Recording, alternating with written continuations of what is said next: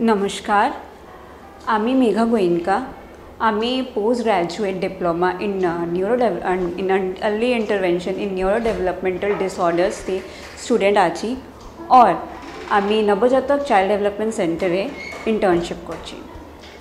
During my coursework, I did one paper on suicidal tendencies, like the children who come here and who are diagnosed with autism, ADHD and global developmental delay. We have done this study on those children that we took a thorough family history of both the parents, mother and father. In their family histories, we have found that a lot of suicidal tendencies has been reported. So we were quite startled, like hearing so many suicidal tendencies in the family. So we decided, let's study it in a structured manner. So after studying in a structured manner, we have found that 48% of my sample size has reported suicidal tendencies. So we were very startled at getting this data, and then we decided to reanalyze it, and this time we have divided it into 3 parts: suicidal ideations, suicidal attempts and suicidal deaths. Suicidal ideations are the person is just ideating, like how can he or she go for suicide.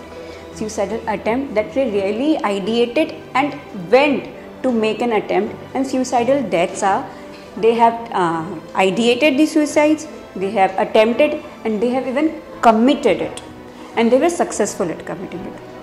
So when we analyzed it and we got the data, and the data was that the 48% of the families, out of that 48%, 54% of the families has suicidal deaths. More than half have committed it and they were successful, whereas 46% attempted the suicides, tried to attempt, and 100% had ideated it, because obviously if someone is attempting a suicide or committing a suicide, then he or she has to ideate it. So this is really a very startling data. Even we are planning to extend it further, and then we compare it even with the general populations. And during literature review, we have found that if we just talk about our general population, only 1% among our general population goes for suicide. I mean, they are successful at suicide.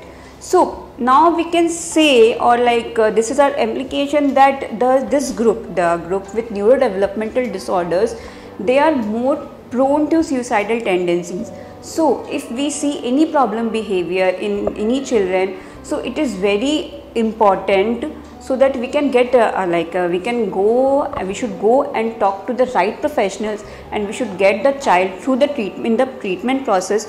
Why? Because if in any family, if there is a suicidal tendencies, or if a small child who has seen this type of things, and although he or she is already having some behavior problems or neurodevelopmental problems, so that child is more prone to all these sort of problems. So we should carefully see, and if we see any problem with our child, then we should go and talk to the right professionals and get the problems better. Thank you.